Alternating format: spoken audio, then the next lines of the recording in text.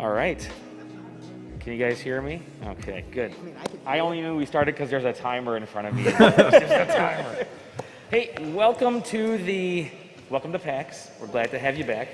Welcome it's our show. This is our show. Thank you. PAX 50. Welcome to 789, when mediocre games are better than the best.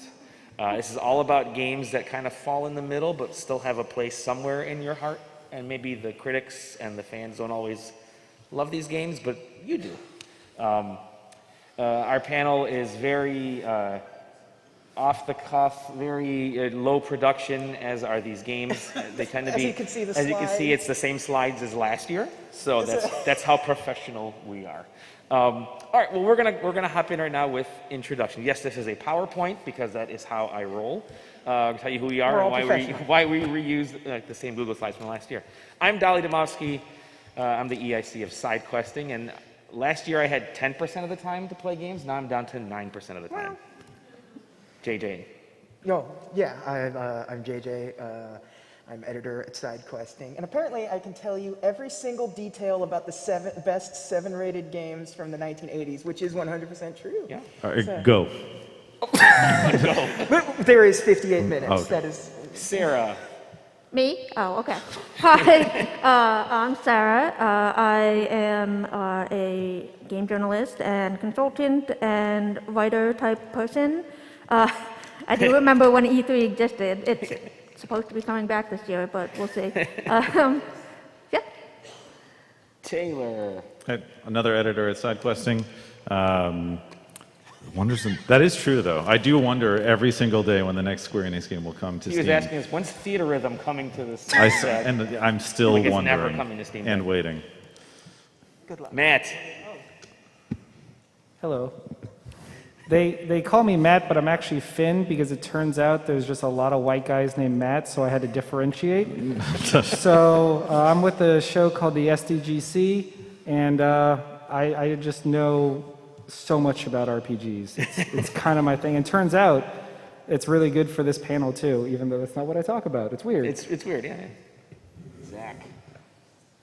Hey, I'm Zach Quest. I am an editor at SideQuesting, clearly. And you can ask me anything about esoteric.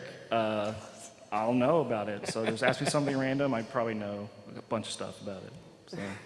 And finally, Hello, I'm Sam Dixon, surprisingly also an editor at SideQuesting, and I'm usually a cat holding a baguette on our podcast. So. yeah, he refuses to put his actual picture on our podcast, so he's always got some weird cat thing. I work behind the camera in my real job, so We prefer to keep you behind the camera in podcasting as well. So, what is a 7 and why is it better than a 10? If a rating scale ranges from 1 to 10, a rating of 7 indicates that the product, service, or experience being evaluated has some positive attributes, but there may be room for improvement. And if a rating scale ranges from 1 to 5, a 7 would not be possible. This is ChatGPT, thank you. The future is obviously, we know where AI is headed and we're all doomed. Next year, ChatGPT will figure out half-point variables. Next year, the whole and panel is just going to be ChatGPT. 3.5 We'll will just be a walk out. possibility. I do like that it had to clarify Yes, that had to 7 clarify. is invoked. I would like to point out that we were not allowed to see these slides ahead of time, so we are not responsible for. Yeah, you have whatever not happens here. seen the slides. That's the best part about this show. everybody's games they don't are a know what's mystery. on these slides. It shows either a lot of respect for you or just a lot of nonchalance about our own appearances. I mean this in all disrespect. I was going to say, porque to all no of you. los dos.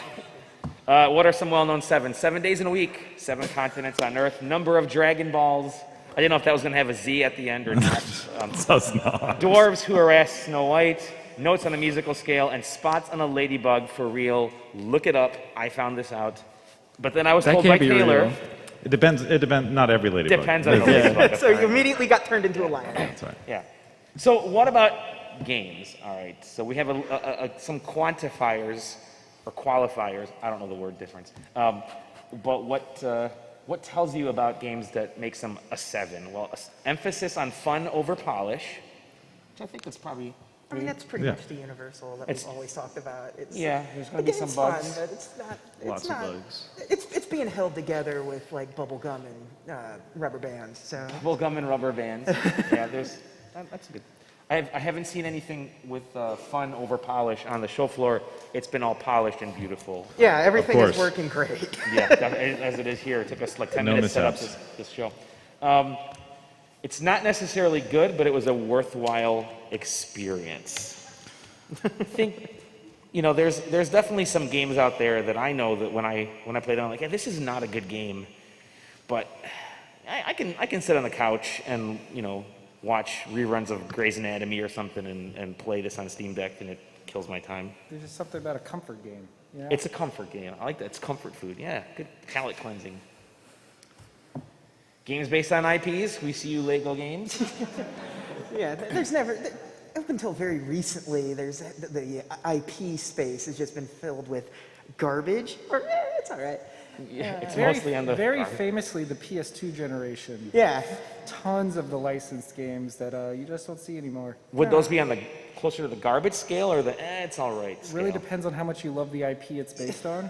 The Lord of the Rings, Final Fantasy X, game. The Third Age. Yeah. Well, there were some pretty good CSI and 24 games on there with Jack Bauer. Yeah, we all remember them so well. Oh, yeah. The Prison Break game, well known as being... Stuff you'd find at GameStop for like $4 No, 2 days close, after release. it's what you buy at the Blockbuster as it's The closing. Blockbuster Yeah, games. It's going out of business. We should have sale. listed that as the Blockbuster game. Yeah, but not, yeah. Yeah. You need something to distract you from getting FOMO for the newest games. So there's like a really hot new game, God of War 2 is out, guys. I'm going to go play Legend of Zelda Link to the Past again instead. But that's not a 7. That's not a That's 7. a hard, Yeah, the that's classic, that's an 11 7 out of 10 Link to the Past. Yeah, I'm going to get bum rushed. But no, it's there's a hot new game out there, and all of a sudden you find yourself scaling it back and say, I'm just going to play I whatever. have $20. I have $20. $20. I can't purchase that. Yeah. Your friends will ask, why are you playing that? You should be playing New Vegas. See, but that's a 7. I feel though. personally attacked, and you'll all know why shortly. Were you going to say something, Zach? I said that's a 7. New Vegas is definitely a 7, right? I've heard that. Trying to stir up the Q&A in the first 5 minutes. Interesting. Please direct all comments to Zach. You go to buy it on the latest Steam sale, but notice you own it already. Yeah. How many people have done that? Have you gone, oh, this game's on sale on Steam or eShop? Yeah. It happened Join me. today. I was like, oh, the spring sale's ending. And I go to look, and it says already in library. Yeah. You click a link that like Wario64 has posted, and you're just like, oh, cool, I can get that now. Oh.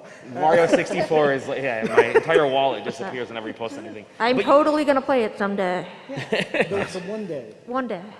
And then you like the next one because number 7 is, then you forget and you do it again during the next Steam sale, Listen. which happens so often.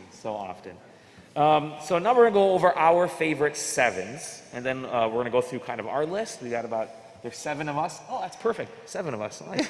I actually wasn't planning that. We got our list, and then we're going to open up the floor to all of you. We do like to tell hear us. everyone else's 7s Yes, as well, so yes. that's always fun. Okay, so Oh, our yeah. favorite 7s, and we're going to start with JJ. Yeah, so... Jesus. JJ, first of all, let me just say this. I told everybody send me one slide or one game. And I said we got to keep these to like 2 to 3 minutes at most per game. JJ sends me 18 slides? 18 slides. 18 slides? For one game. If That's a 7. Go ahead. yeah, Go ahead. I'm a perfect 7. That's just how this is. We only have 51 minutes left. We need to blast through this. So my game, if you can't tell by the title already, is going to be, next title is everyone's favorite angry Canadian Wolverine. The X-Men have had quite the history with video games. Whether it be the LJN X-Men game, that is one of the worst games I've ever played in my life. That is actually a bad game. That's not a 7. That's like Or the negative. Genesis X-Men game where they don't tell you actually have to reset the game to beat it. But The X-Men arcade game. the X-Men arcade game is fantastic. So obviously I'm going through a brief history of like Wolverine in general. Brief. I'm keeping it Take out brief. your notepads. Take out your notepads. So, Wolverine's first appearance. Everyone knows Wolverine's. Does anyone on this panel know when Wolverine first made his comic book appearance? Hulk something or No. Who said? Somebody said something? Hulk 181. That was close. is universally considered Hulk's, but that's wrong. You're wrong. It's not Hulk 181. If you go to the next one, Hulk 180, he appears in the very last page. So if you think it's Hulk 180, guess what? You're also wrong. Comic book people love to Hold be... on, why are you insulting the beautiful audience? For calling Because... Or are you calling us? Well, you guys definitely. When do you start talking But I also about like the being video game? antagonistic. You're all jerks. What was that, Sam? Start talking about the video game? Yeah, it's Oh, Jesus Christ. pedantic BS with comic books. Wolverine first appeared in ads in Thor and Daredevil the month before. Technicality. Yeah. Technicality. But then Wolverine got huge in 1992. It took on a whole new thing with the cartoon. This is the classic Wolverine. This is the Canadian you all know and love. Why did you not put the best photo of him holding? Because the image of everyone him? uses that Okay. photo. I've got to be different. So you want one that's Yeah. Canadian bacon. So then now Wolverine goes live action in the year 2000 with his cool hair. The early when Hugh Jackman, the 6'2", yeah. But this movie, X-Men Origins, was a mess from beginning to end. And as you can see, not a perfect 7 in any stretch of the imagination from any side of it. But what did come out of this was the game. It's rated M for movie. Has Sentinels. It has Sentinels. Unlike, at the time, none of the X-Men movies had Sentinels in them. So. Yeah, Wolverine's biggest enemy in the game is the military, pretty much. The Wolverine game is, to me, the epitome of what a 7 is. The combat is barely functional most of the time. It just sort of ends to a mean to be as violent as possible to some of the most generic goons in video game lore, just generic military grunts or generic, you start destroying a ancient temple because it's like going back in time. What did the temple do to you? Yeah, because you're trying to find the adamantium because they're trying to give more lore to the flashback from the movie because the movie is nonsensical and they have to sort of make a game out of this movie. And they just said, never mind. They got Hugh Jackman to really come in and do it. And you get to be Hugh Jackman with unlockable costumes as yellow and blue Wolverine. The best costume, yeah. Or the X-Force Wolverine and all that crazy stuff. It's violent. It is actually gory. It's rated M. The M for movie. Yeah, M for movie. The Wii and the PS2 versions were toned down and they cut out a lot of the cursing as well. But the 360 and the PS3 versions, the uncaged editions, are just your damage is shown on your body through actual wounds. You can actually see his skeleton appearing through the through his wounds and stuff, and it's just it's a really fun X-Men game that follows some There of have the been lore. few. There have been few. There are now 2. What's the arcade game and this? The arcade game. How many of you guys have played this X-Men Origins Wolverine? It's yeah. I Decent mean, this amount. was Okay. one of Raven Software's last games before they got gobbled up into the Call of Duty cycle. This was during that first big boom of comic book movies in the early 2000s? No. Not at all. I'm completely... No, man. This is the. Way off. This would have been the 4th X-Men movie by this point. Nice. I don't. But, This is the one with, was this with Deadpool? Yes, it's the the one where first- Ryan so there you Reynolds go. starts his Deadpool. Because of this game, we now have Ryan Reynolds. Not this doing game. Close enough. All right, moving on. Well, just me. That's my favorite. That's my favorite 7. Probably that's my your favorite favorite 7 7. of all time. Fantastic job on your presentation, JJ. You are being graded afterwards. My game Castlevania 2 Simon's Quest. Oh, there we go. That's what I like to hear. Some nervous clapping and laughter. I'm sorry. Everyone walking. trying Can to we- decide if it's a 7 or not. I really want to pick. I'm sorry, as a reviewer, I know game reviews have come a long way, but this quote from IGN, it's a true entry into the franchise series. I mean, yes, that is literally what it is. Factually What? accurate. Super Mario Brothers 3 is really a Super Mario Brothers game, you guys. It's like this is a Castlevania. I was gonna say, who among us is gonna stand here and say it's not? It was not an entry. What I love about this game is that, you know, we fault the translation. Everyone says, oh, the translation's just horrible. Like the clues are all over the place. No, it's like that in the home country as well. Like they just did not lay out this game the way it should be. Nobody knows what to do. You could only get through this game if you had Nintendo Power and you told your friends, or your friends borrowed your Nintendo Power or Game Pro from you to figure out how to beat this game. It's like that Goonies game where it was The just Goonies like, you game, can't- exactly. The best thing about this game is it gave us Infernax. Infernax came, exactly, in homage. Anyways, I still love Simon's Quest. I remember going to Meyer back in the day and seeing the covers of Game Pro and Nintendo Power, and like, this game is the future, and I was way off, but it's still an awesome game. 7 out of 10. We do have another When game, did though. IGN review? Is it like the virtual console I think they version? did must in the virtual console version. I will say you can get this game now on basically everywhere, right? I think it's available in There's the that Castlevania Castlevania collection, collection, so yeah. feel free. A game you cannot get. You cannot get Wolverine This next unless you one. own a PlayStation 3 or War for my Cybertron. God. All right, so this man. one's mine. So what I love Choice about this use one, of font, by the Thank way. you. You know, you had to go hard. So this game came out in the heyday of like the Gears of War, Uncharted, like the cover-based third-person shooter was king, and everyone decided to make one. And you know, when I think of Transformers, I think popping in and out of between walls, Yeah. even though this game didn't have a cover system. But what made this game so memorable for me was it was co-op with up to 3 players, because I'm not an OG Transformers guy. I'm a Beast Wars kid. Ooh, okay. But my best friend back home, Chris, he was such a huge, and playing it with him, that love elevated the experience for me, and it really was a fun game, because you could transform seamlessly in and out of combat. You would be zooming up, go up a ramp, transform, come down on someone.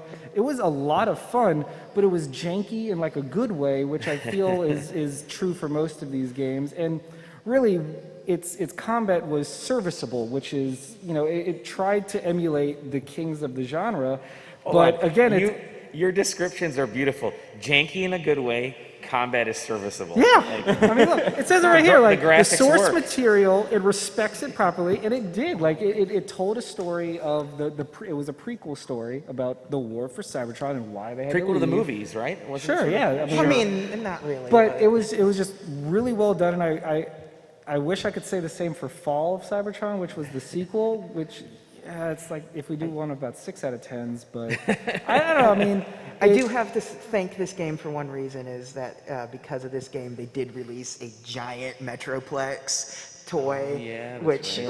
like it was like at the time the tallest I Transformer also ever want made, everyone and to I know was stoked. this was literally a coin flip between this and the PS2 Transformers game, That one which was- the ones with like the mini bots or the whatever mini that you could cons, equip. yeah. It That was just one called Transformers. Yeah, it was just Transformers, but I remember that one had the tidal wave boss. It was just a giant aircraft carrier, and you had to fight him, and it was ridiculous. PS2, man, good times. Good, But great era. What a system. and then also as a troll, I almost put Breath of the Wild on here, just as a fake slide.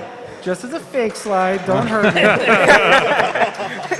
The weapon degradation system should be abolished. Yes. But that is for a different panel. Listen, Link is right outside the front door. If you're not careful, he's gonna come get you. Transformers War for Cybertron. This has been my time. You've all been lovely.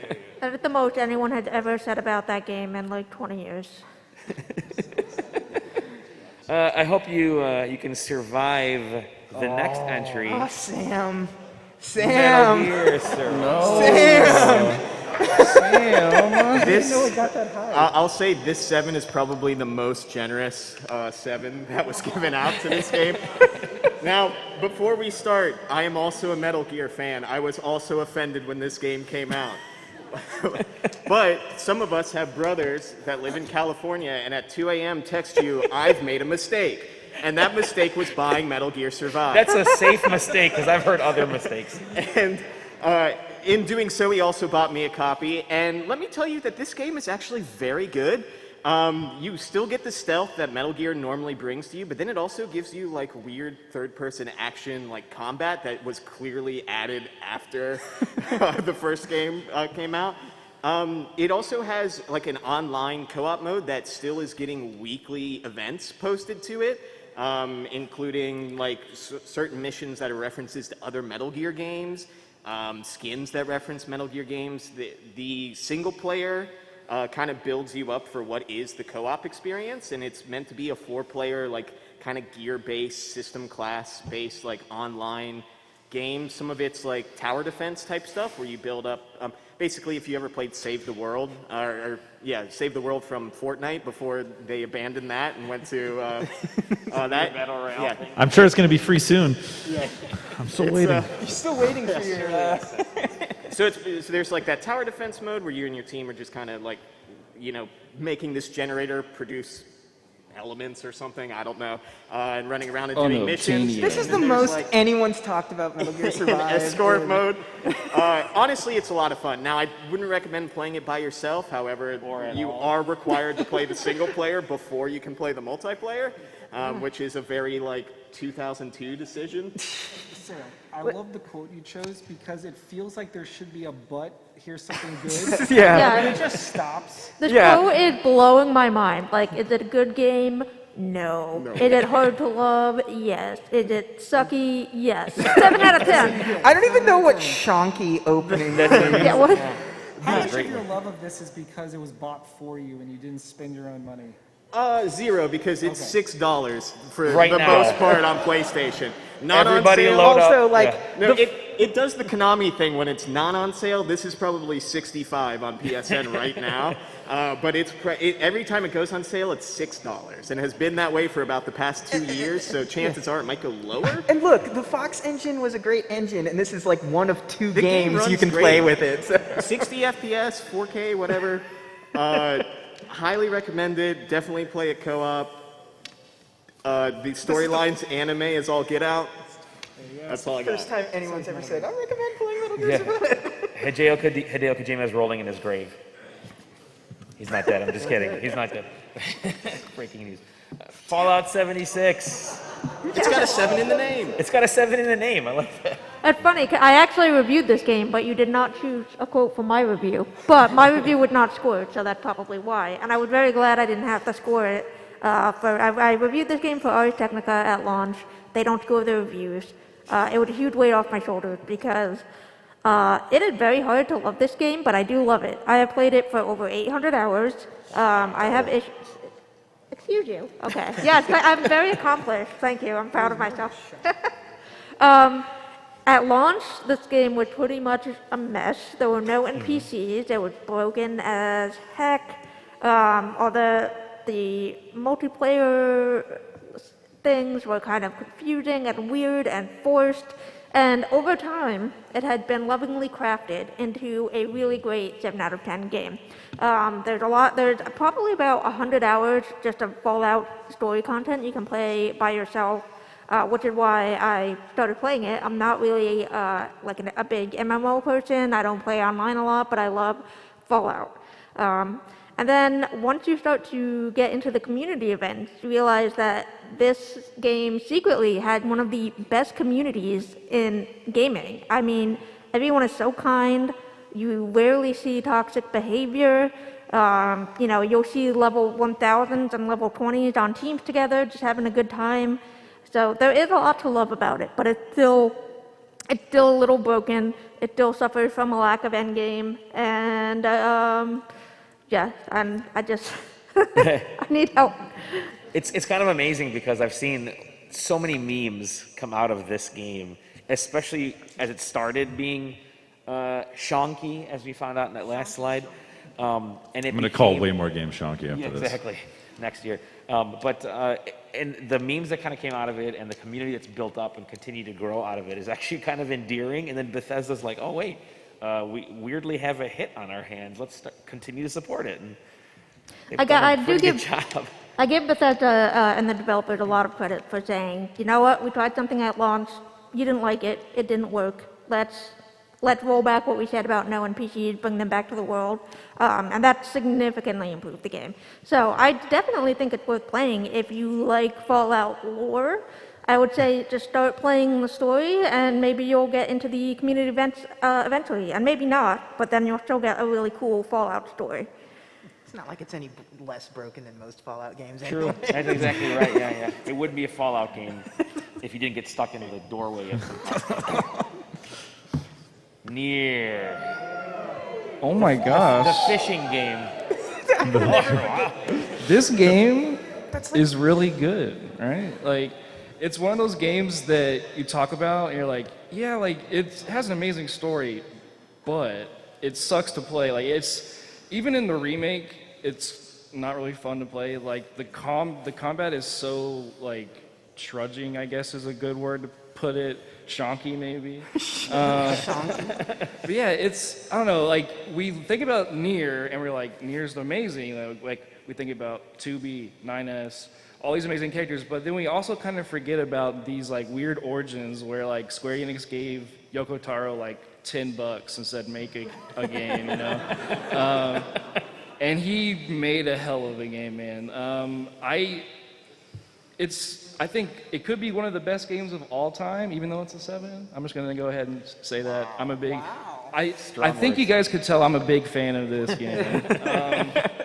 Let me read this review though. For the most part, it is a hidden gem, true, and shows a lot of care put into the inside game jokes and attention to detail in the story. Hey, that's true, oh my gosh.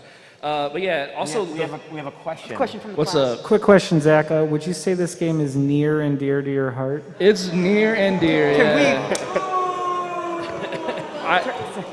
I think, This is now a 6-man panel. I thought that was cute, so. There you go. Well, then it's a 5-man panel. And that's all I gotta say about Nier. I mean, I think, Well, it's not all you have I to think say about it. Father Nier is probably like the weaker story, so that's also why I kind of put it on here. I like the brother storyline more, but controversial take, but that's it. It's all right. We all got to play it when they remade it. So. Yeah, it's awesome. And the last game of our first 7, All right. Scorn. So I decided to bring a more recent game because I did Metal Gear Revengeance last year, which I probably would just keep doing, except I wanted to try and keep it fresh. So Scorn came out last year, and it's honest to God probably not even a game I would recommend most people to play. But at the same time, I want people to want to play it, but you certainly don't have to. You have to really move through Scorn to beat it, because it's technically a first-person shooter. First-person something. Yeah, it's a first-person suffering. But it's part puzzle, part first-person shooter, and ammo management simulator slash flesh automaton. And First-person suffering. Yeah. yeah, I mean, I'm glad that we don't have extensive slides of the trauma that you have to go through as the character that you play as. There is an age limit on these panels. But Scorn is extremely, at the same time, very visceral and evocative in a very unique way that a lot of games don't do. And for me, that's the reason why it makes it onto this list. Interesting. I mean, I like the weird skeleton guy in the picture, if that's enough for me to... Yeah, I mean, imagine that, except... Not even in the game, it's like the trailer that doesn't have the... Yeah. Scorn's All game. right. I'm confused by this next panel. that Okay, I'm so looking at. that was our first 7. I'm going to put those aside, and we have time to get to That's this 30 the second minutes. 7. Yes. I don't have a second 7. I spent most of We my time. booted Thank you God. out. I figured we need to intro this second set with a story about anime. I mean, because real talk, most anime games can fall into this entire category, and it actually, several of the ones I almost went with come from this, and I decided just like kind of just mash them up all together, and everyone gets some love. Just anime in general is a 7 out of 10, is what you're saying. No, I mean, in my heart, no, but Watch on, it. on Metacritic, a resounding yes. I mean, we're getting better. refuse to believe They're getting that better. Tenkaichi 3 is below an 8. So. Well, it's like I said, like, I mean, we're getting to the point where there's fewer IP games, but it's because they're finally getting the budget and care and love that they deserve. And we're getting Tenkaichi 4, which I don't know about you, but my palms are ready to be ripped asunder with the beam struggles. I'm very excited. But I had to choose one to go with as my second choice, and I went with Naruto Shippuden Ultimate Ninja Storm 2, which I feel like the later Ultimate Ninja Storm games kept getting better, culminating in 4 for me, but 2 has a special place in my heart because it's the one I spent the absolute most amount of time on. I went hard on this game. It is a disgusting, embarrassing fact if I ever pulled up my time. I will just give one small story. It involved the time I blew up my thumbs with fireworks. You know what, that part is not the story, but when I was all bandaged up, I still managed to beat people online in this game playing like this. And I was really proud of myself, and that is a memory I'll always have. But this game, the combat, it's like we mentioned earlier, where your love of the IP elevates your love of the game. And growing up, having watched Naruto like as it was airing, when this game came out, like replaying all the fights and all the scenarios and coming up with your own and playing with your friends and going online and just seeing how many people were also enjoying it, it was really cool. I mean, that's really all I got to say. I feel like it should have been higher than a 7, but it was a 7, and now I have to live with that fact. To be honest, I really want to hear about this fireworks Okay, accident. so the mortar shells the tubes that shoot up the shells, right? No, I was just kidding. Oh, okay. I have the story. You can find out I'm after. not proud of it, but it is part of who I am now. The next one is also sort of an IP related endeavor. Disney Dreamlight Valley. Okay. I would like to start by saying I chose this and I love this game. Like, I love it. I'm one of those annoying Disney adults you always hear about.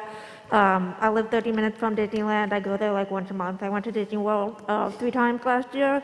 I have emotional problems, I guess. Reliving my childhood.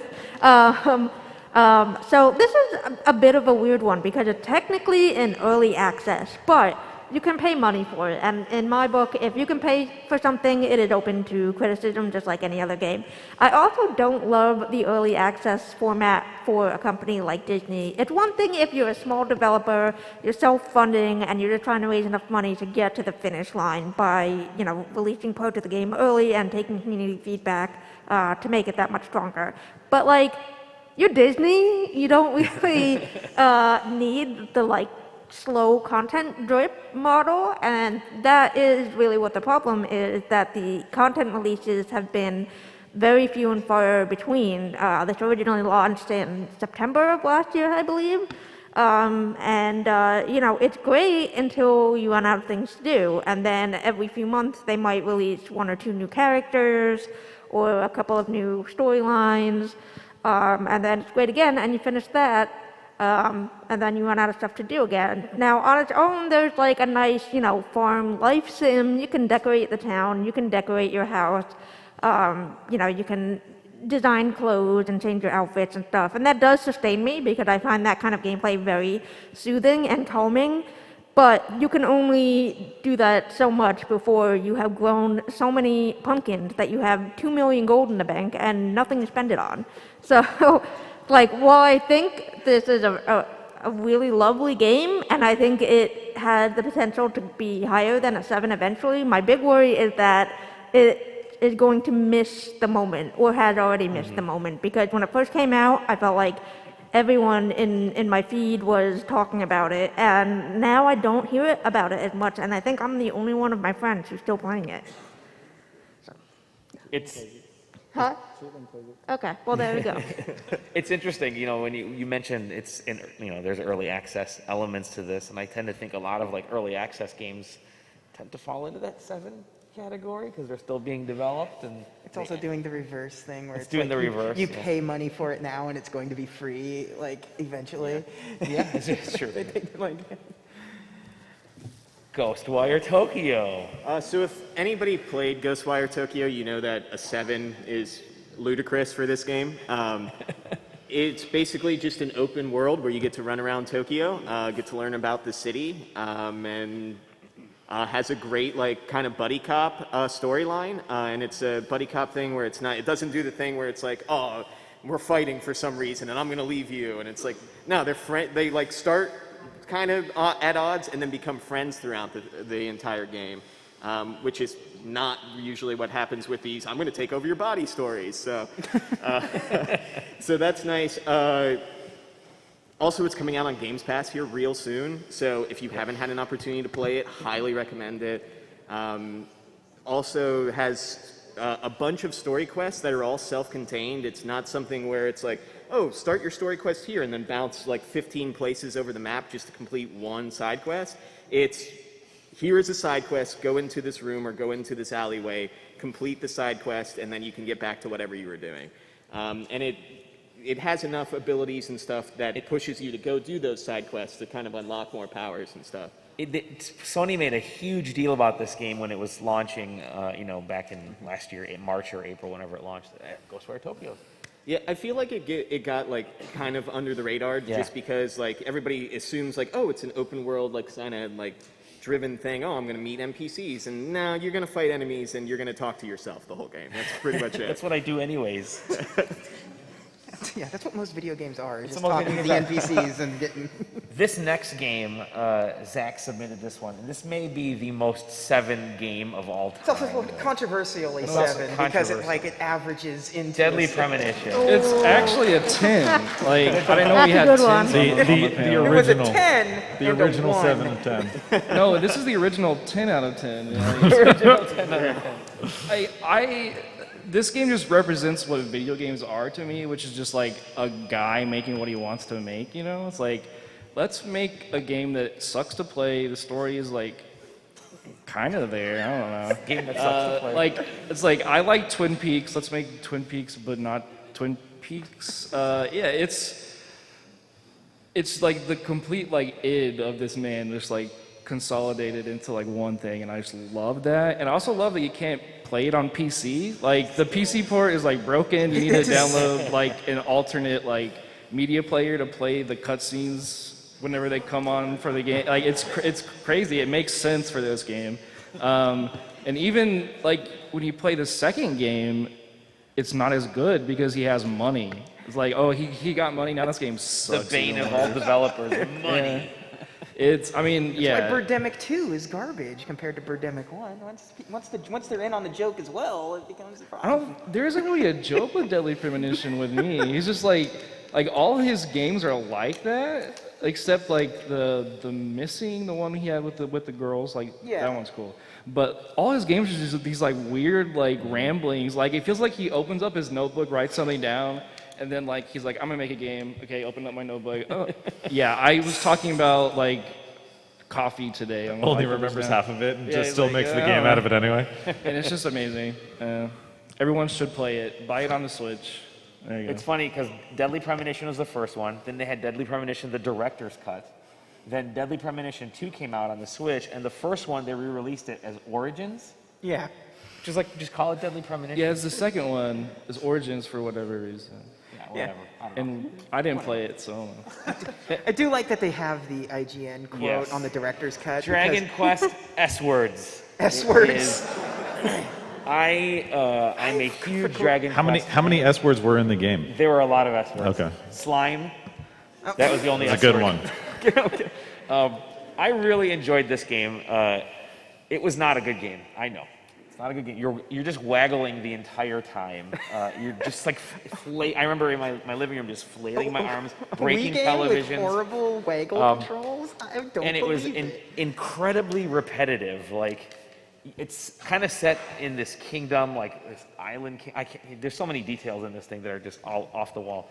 But it was pure Dragon Quest, like in visual and storytelling narrative DNA. Like it really was just a Dragon Quest story, but they tried to turn it into something for, you know, motion controls. It was not good with motion controls. But I'm surprised they haven't tried to port this to mobile. And Right, just use yeah, like that would be swipes. God knows they did I'm gonna enough of get on the other board with ones. I don't like why leave this one out? why would they? Well, Square just be found like out that the iPhone $72 existed a on couple iOS. years ago. Yeah, that's Yeah. true. That's true. But no, Dragon Quest Swords, you are the hero, which is what your character is in every single Dragon Quest. I was gonna say original for a Dragon Quest Are we game. just, I are we think just they're gonna? just named hero. But yeah, I would. I actually wouldn't recommend picking it up. But you know, if you do find it, I would gladly have another copy. If you want to give it to me.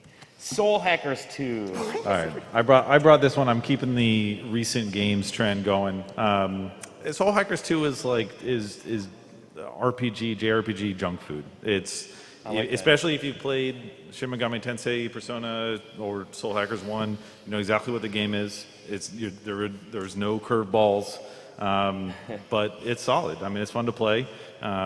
It's on Game Pass if you're a Game Passer, and I don't know. I mean, like I said, I'm not going to go into the details of what makes a SMT game.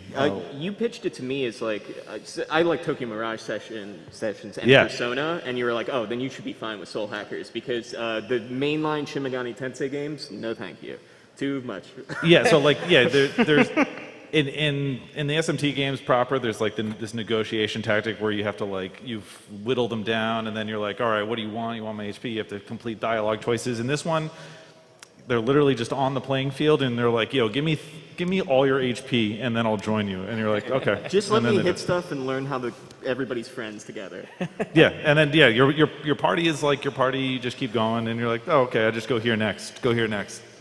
But yeah, but all of the other parts of it are good. You know, you still have the weaknesses and the strengths and all the normal stuff that you would expect out of this game, and it just works. We have one last game on our list, and then we'll get into your favorite sevens. This last game is Epic Oh, I love this game. Mickey. Take it away, JJ. Listen. Make everybody. Yeah, come on. Listen, Epic Mickey has the single worst camera system in a video game of the modern age. But that didn't stop me.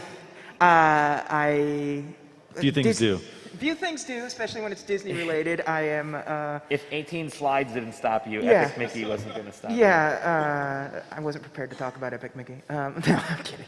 I'm always ready to talk about Mickey. So this is also a motion. Was it wag? No, this was the waggliest of waggle. It was painting and trying to like I manipulate. think Wii era games in general tend to fall in that 7 out of 10, even like the really good Yeah. ones. It's like, it's great, but it's got I'm waggle. a Disney fanatic, so this is a game where I am playing through it in spite of the gameplay, which is relatively bad platforming, the paint mechanics okay, but as a person that is sort of a Disney historian, to have this game actually be really important to Disney in general, because like they got Oswald, they traded Al Michaels, the football commentator, to NBC so they could get Oswald, because Universal owned Oswald the Lucky Rabbit. So it's like a human being was traded to Disney for this cartoon rabbit. I love that story. You didn't preface, like, you didn't prepare me for this moment. I feel like I need like a real much longer discussion.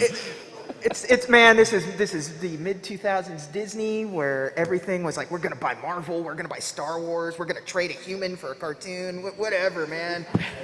That's a tagline I've ever heard one. But it's just the lore of like Oswald being an antagonist who is bitter about, like in reality, like he would be bitter because Disney pushed him to the side, and Mickey Mouse take control. So like he's got this corrupted Disneyland that is just sort of like all the old memories of lost characters and stuff. And it's a really cute, charming concept. But it has waggle. But it plays like absolute horse apples. They're So horse apples. it's a mess. And two, they fixed it with actual controls, and Yes. then it made it a musical. That was weird. Well, feel free to come up to the microphone. We love Tell to us hear about sevens. your We want favorite sevens. Bring We're us the interested. sevens. Go ahead, line up. Go ahead.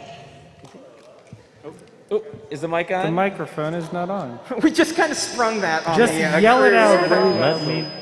Are we on? We are on. There you go. Hello, hello. Coming to us with a hot 76 on Metacritic. It's absolutely got to be from the 7 out of 10 of consoles, the Wii U. Yeah. Absolutely has to go to the wonderful 101. Yeah. Yes. From the 7 out of 10 review from the Toronto Sun. Ooh. The wonderful 101 That's where I is a go game, to all for all my gaming news. a game that requires patience, skill, a willingness to learn, and an almost zen-like ability to overlook its many shortcomings. But if you 101 can get shortcomings. there, 101 of them, yes. If you can make peace with this game and enjoy it for what it does right instead of the things it does wrong, it really can be something wonderful. I was hopeful that game wouldn't be landlocked on the Wii U. I'm like, it'd be great if that game came out for like modern consoles, and it did, and it should have stayed on the Wii U. Yeah. They get another go at choice. They get another go at it. They can fix some of the problems that game has. No, What if we didn't? What if we didn't? Pikmin with 100 Bayonettas. Yeah. Yes. And every third segment of gameplay is just Gradius. It's beautiful, it's terrible, it's Kamiya at its most Kamiya. It's the best of what a 7 out of 10 is to me, where 7 out of 10s are either junk food, or it's the heart and soul of a 12 out of 10 locked in a 5. Yeah. And Wonderful 101 is They that to me. didn't try to make a mediocre game. They tried their They shot best. for the moon. And the best they could do was a 7. And you know what? God bless them. Thank you very much. Thank you. Thank you. Great choice. Like Zen-like. I got to first shout out Soul Hackers 2 because I reviewed it for IGN and I also gave it a 7. So shout out to that. I'm telling you, dude, you won't regret the time. You'll just be kind of bored. Yeah, 100%. But my favorite 7 has got to be Asura's Wrath. Oh, Okay. Yeah. Okay. It's absolutely Smart. great action. Like, a lot of people have their feelings about quick time events. I like them in video games in general. So and it's just Especially when they do something stupid, like punching like a planet in half or something. or Like, this the boss turning giant and putting its finger down on the planet, and then Asura is literally stopping the finger from that's the destroying. perfect place for a QTE. Yeah, but also on top of that, like it did that crazy, like the stupid thing that happened during the 360 generation where they decided to put the ending as DLC and certain parts of the story. Yeah, were that Prince of paid Persia DLC. game did that too, where you actually had to pay like $8 to get the ending or something. But yeah, but that's like a 7 out of 10 game that I really wish Capcom would port because I would totally buy and play the game. Right. Oh, great Awesome choice. Awesome choice. Great choice. Thank you. First, I have to thank you for bringing up Wolverine Origins because it's one of my favorite games of all time. It's so good. Because Wolverine is one of my favorite characters, and literally that movie is shite. But the game was actually genuinely It's fun. The only good thing that we can say for that movie is that it gave us Wolverine Origins. Right. And then my 7 is the 7 amongst an incredibly 10 franchise. I love the Devil May Cry franchise, but Devil May Cry 2 is the most 7 that ever 7'd. The story is terrible, the voice acting is terrible, but the gameplay is still the same from the first game, so it's fun. Yeah. But literally nothing else is redeemable about that game, and also Capcom doesn't want you to remember that game because no other game mentions anything that happened in that game. It's crazy because if you remember being around that time and the hype after Devil May Cry 1 blew everyone away, and I remember the hype leading up to the launch of 2, and then the reviews dropped, and you're just like, what happened? How? And then the third one was a prequel because they're like, we're not touching that. Let's just go backwards instead. I made a U-turn around that one. Thanks, guys. Awesome. Great. Love Great. it. Yep, thanks.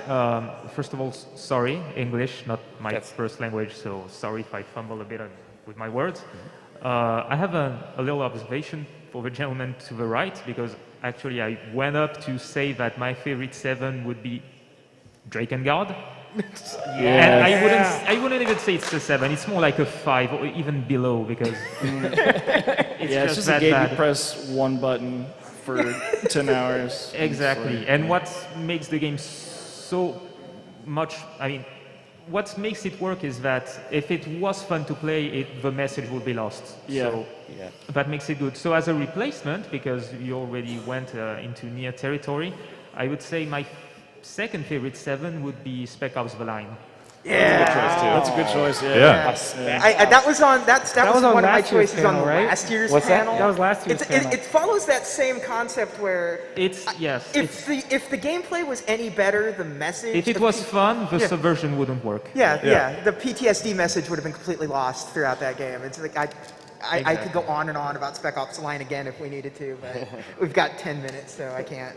Well, thank you. Thank you so much.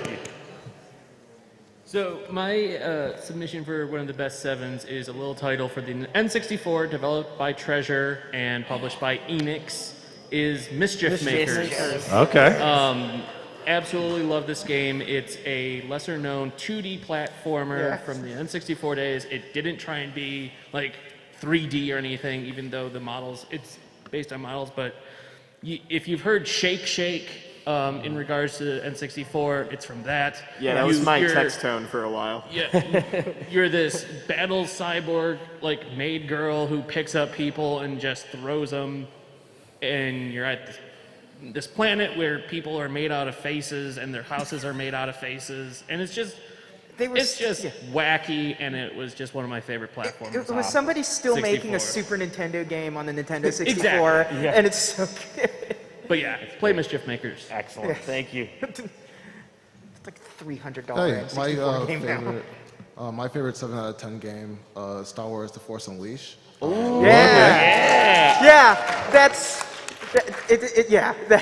the right answer, actually. I was actually pretty shocked to find out it was a 7 out of 10. Right? Playing it as a kid, I thought the gameplay was phenomenal, the story was solid. It was just the power, being like Star Killer and just having so much power. Like there wasn't any Star Wars game like it, and I don't think there's anything like that still. But I guess the jankness just killed it. I guess.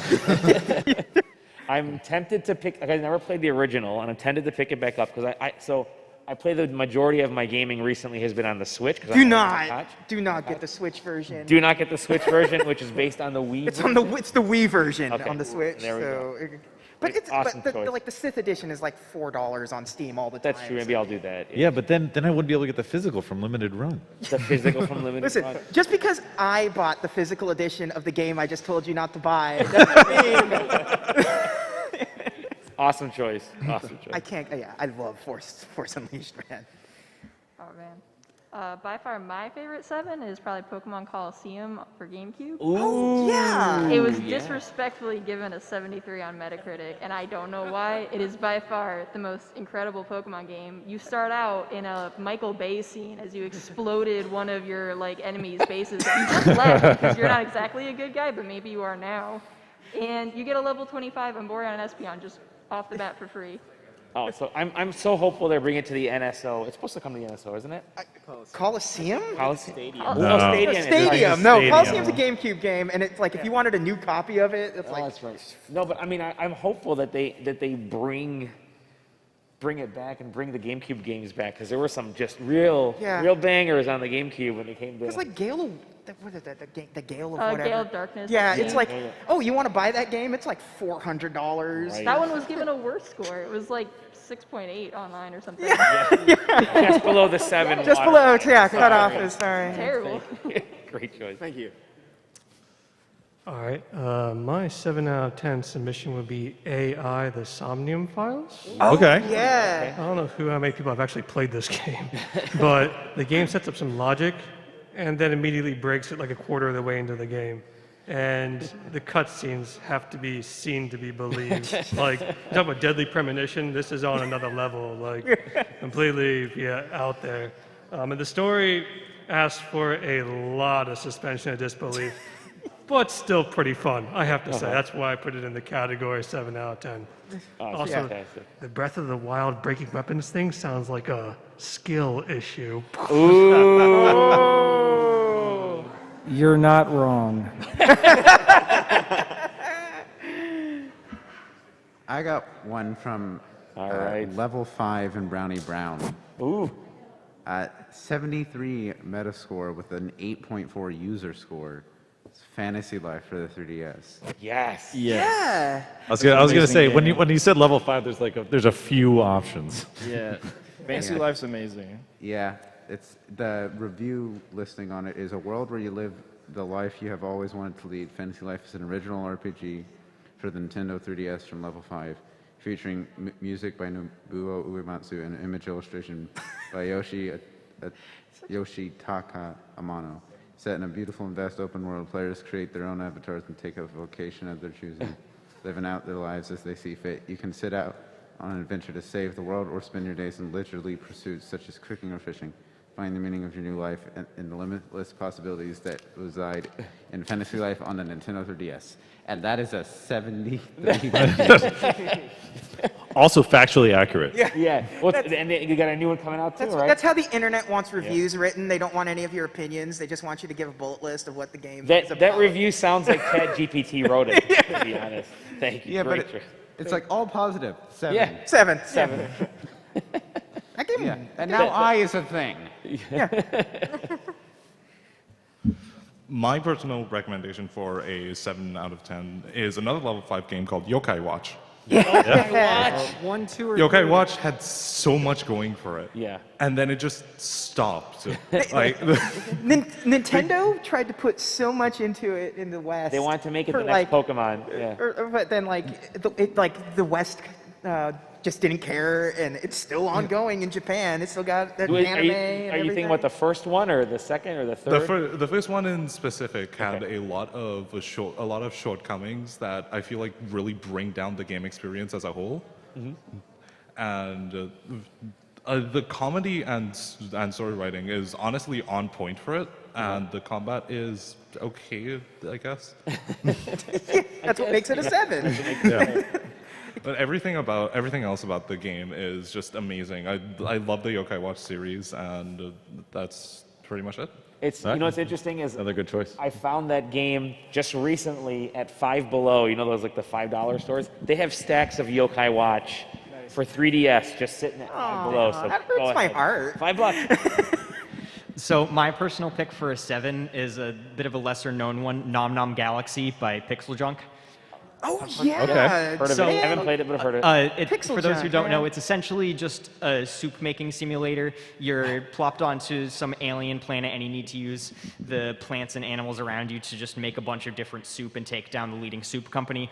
A lot of people argue that the game drags on way too long. It has too much of a samey feeling. It can get a little tedious when you're just like slogging through days trying to get your score up as much as possible. A lot of people don't like how annoying the buzzsaw is to use to dig through, and the final boss was pretty underwhelming, but I just think that the game is oozing with charm out of every corner, and it's just like too good for people to have given it a 68 on Metacritic. Technically not a 7, but close enough. But like That's right at that the water. surreal soundtrack mixed in with the funky colors gives off such an amazing atmosphere. Making the soup is really fun because there are 210 different recipes, and yeah, you can literally just take any 2 ingredients and mix them together, so there's a lot to do. The combat is actually pretty fun, despite what a lot of people say. And it's Pixel Junk, which is And, great. Yeah, Pixel Junk, man. They're used awesome for... choice. For the people who say it drags on too long, you don't actually have to do every level. You can just kind of pick and choose. And for You tell that to my brain. Yeah. No, I mean I 100%ed it, so I mean it's not like I had a choice. There you go. But for a soup making simulator, I think it really does a lot. But I think that the soundtrack is what really drives it home because it uses a lot of like unconventional instruments that gives off this really surreal feeling. It makes you really feel like you're just on an alien planet trying to scrape together everything you can. And like that's why for me that brings it up to way better than a 7, but That's it awesome. seems like a lot of other people don't agree. But All right, we got a minute and a half left, so just these next 3 are going to be it. Just spit them out. Let's go. I'd have to say my 7 out of 10 pick would be Spider-Man Web of Shadows. Excellent choice. Yeah. One, you can't find it One. anywhere anymore It's- after that whole deal. It checks all the boxes. The- It's that the fact- IP. It's kind of... The concept, the story was really pretty cool. The fact that you could switch between suits Yeah. on the fly was Yeah. a great idea. The graphics are when you look back are a little Questionable, weird. But when you find out about that glitch where if you watch through it or watch through to the end, the cutscenes, watch through them again, pretty much starts a secret New Game Plus. I did that like 4 or 5 times just to become super powerful and just kind of never actually restarted. It just kept building up until I had pretty much every ability and was just wiping the floor with everything. Perfect choice. All right, Perfect choice. another All good right. one. Thanks. These last two, we'll knock them out. 30 So, seconds. to me, the most 7 out of 10 game ever is the Earth Defense Force series. Yeah. It's just being able to 7 shoot the bugs, sing with your comrades, and have them tell you how these giant frogs look just like humans. It literally goes up 1 in score for each person that you bring along to like play with you. All right, last one. You got 10 seconds. Let's rock it. Why did nobody say Darksiders? Oh, Darksiders. That's one of my choices. God of War and Zelda had a baby. It's in the apocalypse, but the story is horrible. I think that is the perfect way Another to end good it. one. Thank you, everybody, so much.